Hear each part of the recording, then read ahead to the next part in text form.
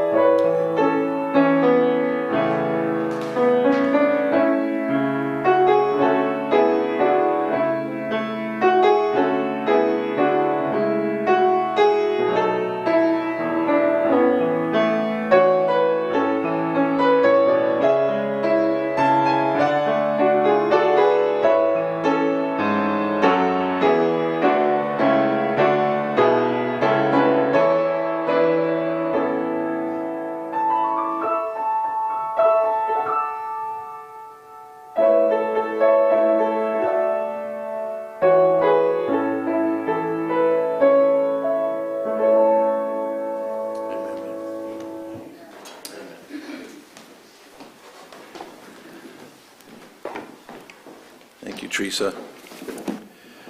It's going to be hard to get back to non-Christmas music.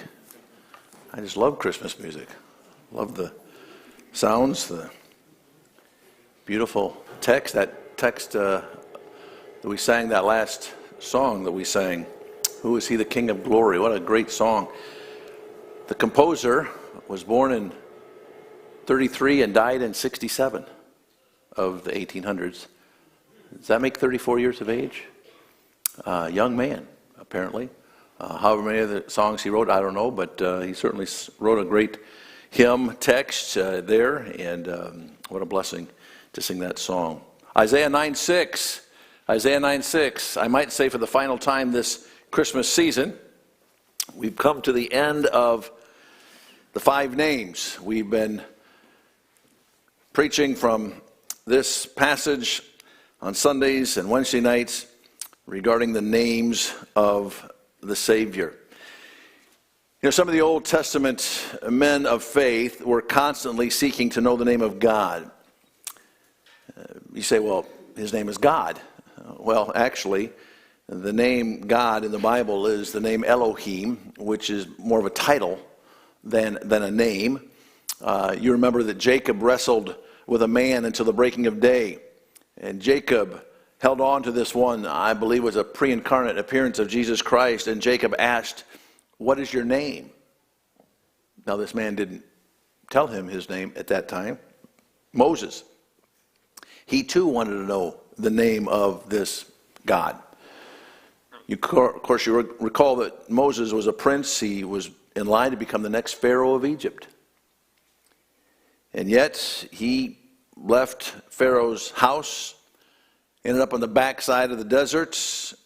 One day, a bush was burning without being consumed. It certainly caught his attention. And God spoke to Moses and told him to go and tell Pharaoh to let my people go. Well, Moses, of course, as you recall, had all sorts of excuses. And one of the things that Moses said, when I get there, they're going to ask me, who sent me? What shall I tell them? Who sent me? What is your name? And it's at that point that the God of heaven, Yahweh, gave the covenant name of Old Testament, revealed by God when he said, tell them I am, hath sent you. Now, Moses didn't ask the question, but have you ever wondered, I am what? I am. I think what God was saying is that I am everything. I'm Jehovah, I'm Yahweh. I am everything I've always been, and I will always be everything that I am now. Anything that you need, I am forever. Whatever the question is, whatever the need you have, I am. This is the covenant name of God. And so throughout the Old Testament, we find Jehovah Rapha, the Lord who heals.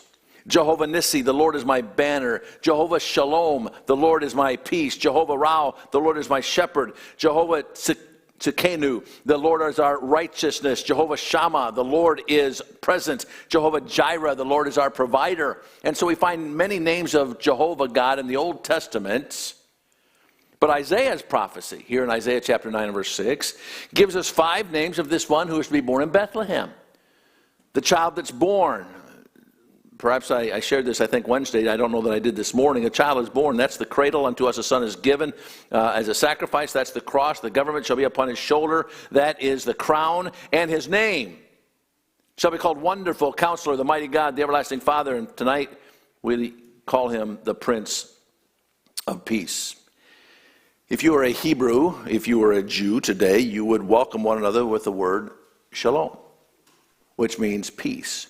And here we find the Prince of Peace, the Prince, the Sar, the head of peace, the captain of peace, the general of peace, the keeper of peace, the master of peace, the ruler of peace. That little word Prince is translated in a variety of ways. And the Prince of Shalom, the Prince of safety and well-being and happiness and health and prosperity, the Prince of Peace. Now, in the Greek, we have the word eirene, which means peace. And to us today, we understand that peace is the absence of hostility. When there's no arguments going on, when hostilities have all ended, there is peace, we say.